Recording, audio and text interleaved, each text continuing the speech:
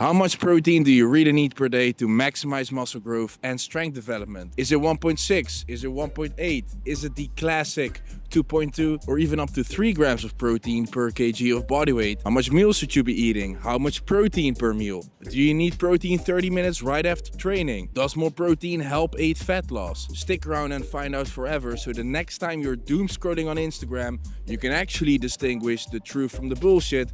And believe me, the vast majority of information in this fitness industry is straight up bullshit. And to answer these questions, we're gonna have to look at a bit of scientific research, simply because measuring is knowing. But evidence-based fitness seems to be getting a bit of a bad rep these days, which makes sense because of every rise of one thing, there always seems to be a bit of a backlash of people who do not seem to agree. My grandfather was a professional footballer who played with Pelé. This was in a time where they thought that drinking apple juice was the best thing you could do at halftime, simply because, well, apple juice is healthy, right? Since then, football or soccer, or any sport for that matter, has tremendously physically developed. Stronger, faster, less injuries, more endurance, more games, more everything. Simply look at a footballer from that time versus a footballer now. Ronaldo can break. Decent part. Rooney's got some space to his left. Here is Wayne Rooney. Ronaldo's getting up with him. Rooney has found Ronaldo. How about that? How about that? What is the reason for this shift? Well, it's definitely not doing more random shit. The reason is science. This doesn't mean that you can't make gains or achieve better results without a more optimal, smarter, science-based approach. It just means that you could make more, better results faster if you did. Knowledge in any field is leverage, and in some cases it actually does make the difference because, for example, I'm now 13 years deep into this game. After the first year, I noticed I started to plateau quite often. Simply doing more or going even harder wasn't the solution. I was already being consistent and training hard to the max, so I can't really tweak that input dial even more. So each time I did manage to break through plateau, there was only simply one reason for that, and that's because I started to train and eat smarter. So first question, how much protein do you actually really need? 1.6 grams of protein per kilo of body weight. Lift that up to 1.8 grams per kg as a margin for error for measurement mistakes, and because approximately 20 to 25% of all food labels in the industry are incorrect. In such an event, you will always be prepared and always still hit at least the 1.6 mark. Why that amount? Well, simply because we do not have the anabolic capacity as a natural to turn more protein into more protein synthesis, meaning more muscle growth. How do we know? Based on 47 studies covering a total of 1,863 participants. But the thing is, if you look into each individual study, you can always find something on it to discredit it. Always. So then you need to look at the vast consensus, meaning until there is a large amount of studies coming even close to the 47 studies with 1,863 participants concluding that above 1.6 grams per kg of body weight is optimal, until then 1.6 grams is the truth. And try to argue against that. That's how it goes. Sample size matters, meta-analysis matters. Now, should this change when you're bulking, cutting, or simply recomping, or main gaining? There seems to be more disagreement on this topic. Some people argue that you need more protein. Eric Helms ran a meta-analysis on this topic, concluding that in between 2.3 to 3.1 grams per kg of fat-free mass in this case, meaning total body mass without the fat mass, so that's excluding the body fat percentage, is optimal to preserve lean mass. So if you're already eating within 1.6 and you're lean, you will roughly fall already within this category. So keep it all simple. That's what I like to do, regardless of whether you're bulking, cutting, maintaining, all of that. And from a logical perspective, you could say that if 1.6 to 1.8 is enough to build muscle, so muscle maintenance for that matter, which is what you're mostly doing on a cut, so you're not gaining but you're preventing loss, will require less, or at least at the most the same amount.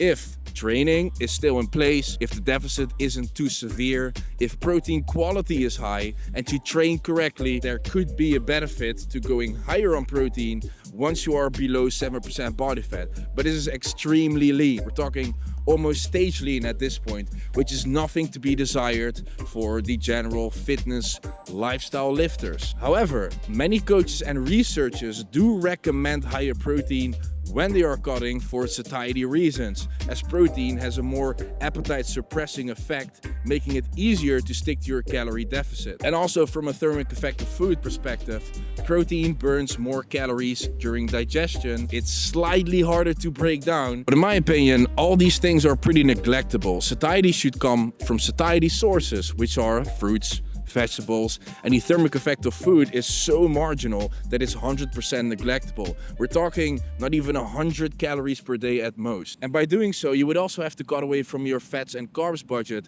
which are very important as well. You need carbs to fuel the workouts and prevent strength loss. Without strength loss prevention, no matter how much protein you eat, you will lose muscle over time. And fat keeps your testosterone levels as high as they can possibly be from a nutrition point of view. And those few hundred calories that you save from not going overly high on your proteins, you could allocate those into even something like chocolate or peanut butter or any kind of craving that would still be able to be hit within your calorie budget as long as it doesn't exceed more than 20% of total daily calories, in case those sources are from a processed source of food source. Right? I've seen plenty of times with myself and clients that without this margin of flexibility, people end up over-consuming on their calories anyway. Because if I have a craving for one thing and I eat another thing, that doesn't mean that craving is eventually gonna go away. And I could maybe resist it once, twice, 3, 4, 5, 6, 7, 8, 10 times, but it only takes me, yes, one time to fuck up on my diet. So why would I make it harder than it needs to be if 1.6 to 1.8 is already sufficiently enough and it allows me for a bit more wiggle room in other areas? So many coaches recommend a higher protein intake for physiological reasons. I would argue that it only is a downside, and actually doing the opposite, allowing more tasty food and stuff, being able to be more flexible, will only help psychologically to adhere to your plan in the long run, because without adherence, there's nothing. Then how much protein can you absorb in a single meal? Simple answer, all of it. More than you can even comfortably eat. Your body is an absolute machine when it comes to auto-regulating energy. The more you understand your body from a scientific physiological level, the more you will be amazed at what your body is capable of doing. All out. I'm going more. All out. I know, I still need bike. I just argued the bike. Welcome back to the good life. Come on, let's go. 5, 4, 3. Your body repairs itself. You go to sleep. It saves information, physical and cognitive information, that is, because physical is also information. Remember, the first time you hit a bench press, you couldn't even lift the bar straight up and down, right? It learned itself to do that by processing that information each time you went to sleep and sharpening it up each time you did it again and went to sleep again. It recharges you without a battery or a plug. If you pull an all-nighter, the next night after, it gets to work. It puts you into a deep reboot, software update, hibernation on the bottom of the freaking sea of a 12-hour freaking knockout until you wake up the next day and you're fully reborn. We absolutely have no single clue of how your body is capable of doing this on even a surface level. Your body will always do exactly what it has to do with what you give it. It will use up all that protein. However, your body is not as good at storing protein as it is at storing, for example, carbohydrates, which literally can be stored for multiple days, which leads to the optimal amount of meal frequency or protein frequency per day to fall between the 3 to 5 meals per day category. Yes, you can gain or maintain muscle on lower frequencies, so 2 meals or even higher up to 6 plus, but it's simply just not going to be optimal. And absorbed protein doesn't necessarily mean used protein to build muscle. So the real question is, instead of how much protein can we absorb per meal, it's supposed to be how much protein can your body use per meal to build muscle. And some early studies, they used to say that you need to eat at least 20 grams of protein per meal. Other studies said that eating above 35 to 40 grams wouldn't even be beneficial. One thing's for sure, the total amount of protein that you do eat per day is much more important than the amount of protein you eat per meal. One thing that does matter though is protein quality, which is mostly contributed to the amino acid called leucine. Leucine is very important because it gives a so-called trigger to stimulating mTOR.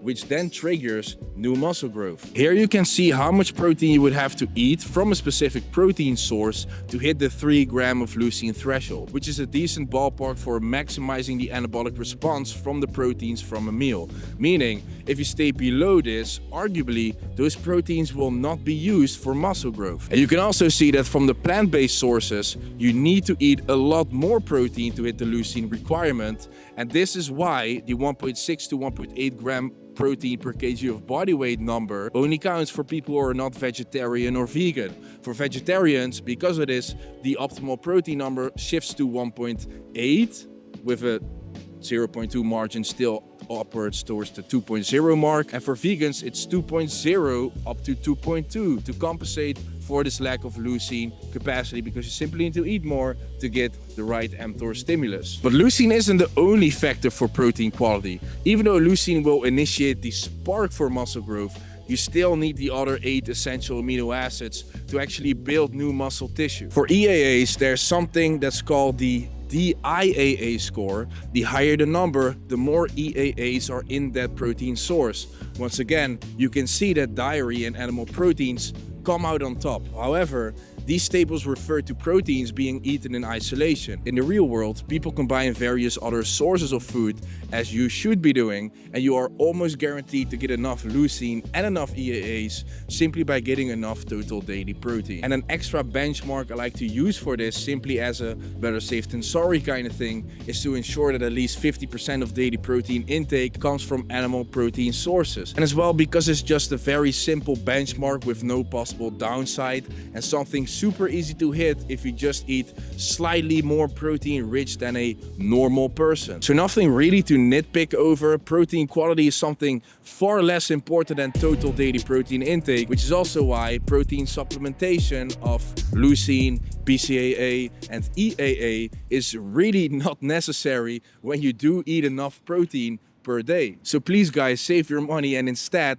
use it to invest in one-on-one coaching so you actually do get jacked from your investments through the link below. And many people believe that if you don't eat protein within 30 minutes after training, your entire training session was wasted.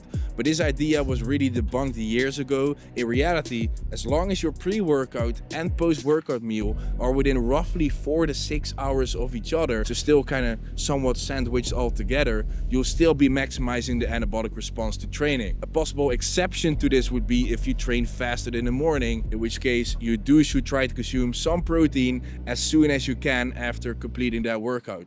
Perhaps a more important but less discussed timing variable is consuming protein before bed. And this study describes pre-sleep protein as an important protein feeding opportunity. It suggests to consume roughly 40 grams of protein before an overnight fast, so meaning before sleeping, to improve muscle protein synthesis, aka muscle growth. I do this myself every day as my final meal from the 3 to 4 meals I would eat 2 hours prior to bed, however, in order to not negatively impact sleep quality. And other studies tested consuming a slow digesting casein protein source either before bed or right in the morning, and they found literally zero difference after 8 to 10 weeks between both of these groups. All these participants were eating a high protein diet, however, of about 2 grams per kg of body weight. But still, once again, highlighting that as long as your total daily protein intake is sufficient, these specific timing factors really don't matter that much. By far the most important factor is going to be total daily protein intake. If you're looking to optimize further, you could do so by paying attention to how to distribute your protein throughout the day with 3 to 5 meals, most likely being the most anabolic sweet spot. And these 2 factors alone will literally yield more than 90% of your potential results when it comes to protein and anabolism from food. However, protein quality can be worth keeping in mind, and protein timing may have some benefit from an optimization standpoint, especially if you train faster or if you have a really long overnight fast, meaning if you slept really long. But still guys, as you see, it's not all that hard. Just get the macros and calories right, track appropriately, and make sure that you make the right adjustments when necessary to ensure you train hard and smart as well, right? To each aspect, nutrition, training programming, exercise selection, volume, execution, tempo, to everything there is about training, there is a way of doing it and a better, smarter way of doing it. yielding much more results. If you're serious about your transformation and you do want to get the most results in the least most effective amount of time and take it much further than you could with a suboptimal approach, the link down below is for you. Thanks for watching, guys. Stay large and in charge, and see you in the next one.